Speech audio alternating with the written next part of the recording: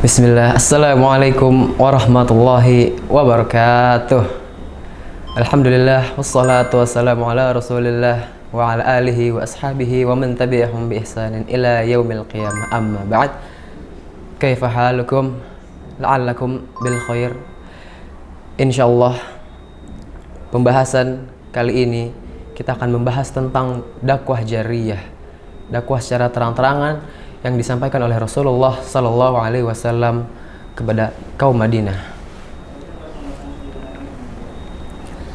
Dakwah jariyah dimulai setelah Rasulullah Sallallahu Alaihi Wasallam berdakwah secara sembunyi-sembunyi selama 3 tahun lamanya. Beliau hanya berdakwah kepada orang-orang terdekat saja, kepada orang-orang yang beliau sudah dekat, kepada istri beliau, kepada anak beliau, pembantu beliau, dan sahib-sahib beliau, para teman-teman beliau. Kemudian setelah terkumpul golongan orang-orang beriman, Rasulullah Shallallahu Alaihi Wasallam diperintahkan oleh Allah Subhanahu Wa Taala untuk berdakwah secara terang-terangan. Akan tetapi Allah Subhanahu Wa Taala tidak langsung memerintahkan untuk berdakwah secara umum ke seluruh Madinah. Akan tetapi memerintahkan untuk berdakwah hanya kepada orang-orang terdekat saja, orang-orang yang sudah beliau kenal. Allah berfirman, wa anzir ashiratakal aqrabin, dan peringatilah orang-orang yang dekat. Setelah Rasulullah Shallallahu Alaihi Wasallam menerima perintah tersebut, Rasulullah Shallallahu Alaihi Wasallam langsung mengundang Bani Hashim, kerabat-kerabat beliau, dan beberapa datang, yaitu dari Bani Abdul Muttalib bin Abdi Manaf, sejumlah 45 orang. Rasulullah Shallallahu Alaihi Wasallam mengundang mereka dengan tujuan untuk berdakwah. Dan ketika mereka semua sudah datang, Rasulullah Shallallahu Alaihi Wasallam mengajak mereka untuk makan bersama, agar mereka datang dan mereka mau untuk menerima dakwah tersebut. Akan tetapi ketika Rasulullah Shallallahu Alaihi Wasallam ingin menyampaikan dakwahnya, Abu Lahab yang mengetahui tujuan Rasulullah Shallallahu Alaihi Wasallam, ia langsung mendahului Rasulullah Sallallahu Alaihi Wasallam. Ketika Rasul ingin menyampaikan dakwahnya, Abu Lahab langsung mendahului Rasulullah. Rasulullah hanya bisa terdiam. Abu Lahab di situ mengancam bahwa Rasulullah tidak perlu berdakwah. Agama Abu Lahab, agama nenek moyang Abu Lahab adalah agama yang benar. Itu yang dikatakan oleh Abu Lahab. Dan Rasulullah Sallallahu Alaihi Wasallam hanya bisa terdiam, tidak bisa berkata apapun. Dan Rasulullah Shallallahu Alaihi Wasallam di situ tidak menyerah. Beliau kembali mengundang mereka untuk yang kedua kalinya. Dan dalam undangan yang kedua kali tersebut, barulah Rasulullah Shallallahu Alaihi Wasallam menyampaikan dakwahnya secara terang-terangan. Setelah Nabi Shallallahu Alaihi Wasallam selesai, Abu Thalib berkata akan melindungi Nabi Shallallahu Alaihi Wasallam apapun yang terjadi. Abu Thalib akan melindungi ketika Rasulullah Shallallahu Alaihi Wasallam berdakwah secara terang-terangan, apapun yang terjadi. Maka ketika Nabi sudah merasa yakin terhadap janji Abu Thalib, maka Nabi suatu hari berdiri di atas bukit Safa dan mengajak kaum Quraisy masuk Islam. Maka disitulah awal mula Rasulullah Shallallahu Alaihi Wasallam berdakwah secara terang-terangan. Lantas apa reaksi orang-orang Quraisy? Apa tanggapan orang-orang Quraisy terhadap dakwah beliau yang secara terang-terangan tersebut? Orang-orang Quraisy menganggap dakwah Rasulullah Shallallahu Alaihi Wasallam akan sama seperti dakwah-dakwah sebelumnya, seperti orang-orang sebelum Nabi. Yakni ada orang-orang sebelum Nabi yang berdakwah sama seperti beliau, mendakwah kepada ajaran-ajaran Islam, seperti Zaid bin Amr bin Nufail, Umayyah bin Abi Salah, Qis bin Sa'idah. Mereka adalah orang-orang terdahulu yang pernah juga mendakwahkan hal yang sama, yakni ajaran-ajaran Islam. Akan tetapi ajaran-ajaran mereka pudar, ajaran-ajaran mereka semakin lama semakin memudar, tidak berkembang dan akhirnya punah. Orang-orang Quraisy menganggap bahwa apa yang disampaikan oleh Rasulullah Shallallahu Alaihi Wasallam akan sama seperti orang-orang tersebut, tidak berkembang, kemudian akan punah, memudar dari kalangan masyarakat. Akan tetapi Setelah semua yang dilakukan Rasulullah SAW, beliau bangkit, berdakwah secara terang-terangan, menjelaskan tentang tauhid, menjelaskan tentang kewajiban mengesahkan Allah Subhanahu wa taala, dan kewajiban melepaskan segala sesuatu yang diibadahi selain Allah, dan itu semua itu didakwahi secara terang-terangan. Maka pada saat itu orang-orang Quraisy menyadari bahwa dakwah Nabi bukanlah dakwah yang biasa. Dakwah Nabi adalah dakwah yang sangat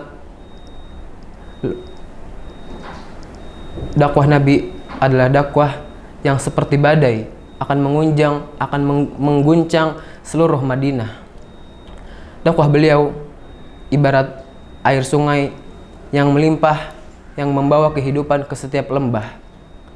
Akan tetapi bagi orang-orang Quraisy, orang-orang Quraisy Madinah, bagi mereka itu justru malah mengusik tatanan yang sudah ada.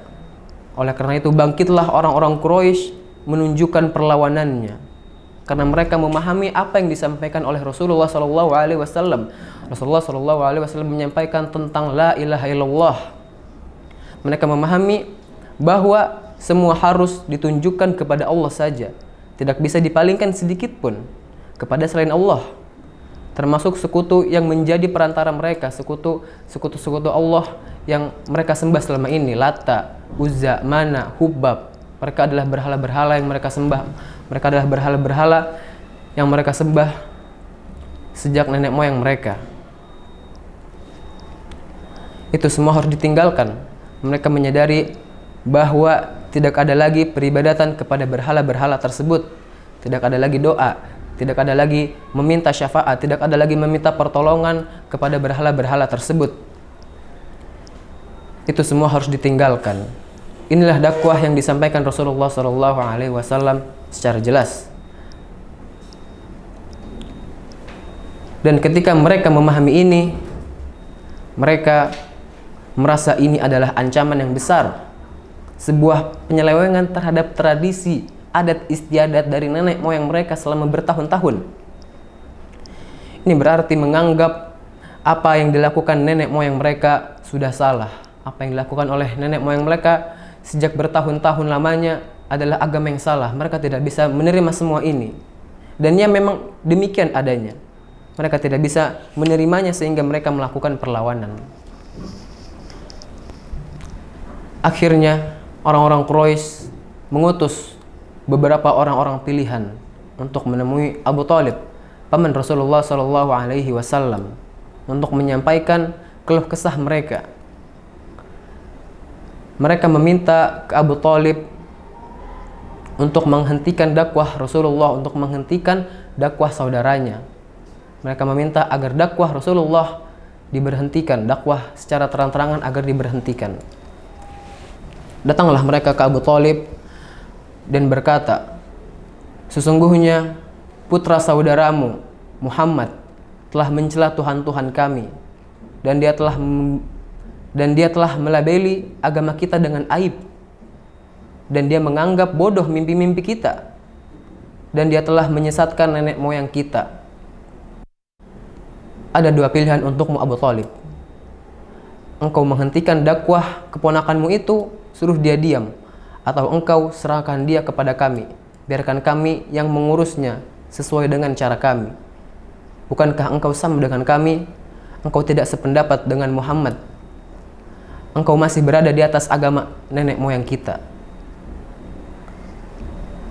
Kalau begitu, berbuatlah Abu Thalib.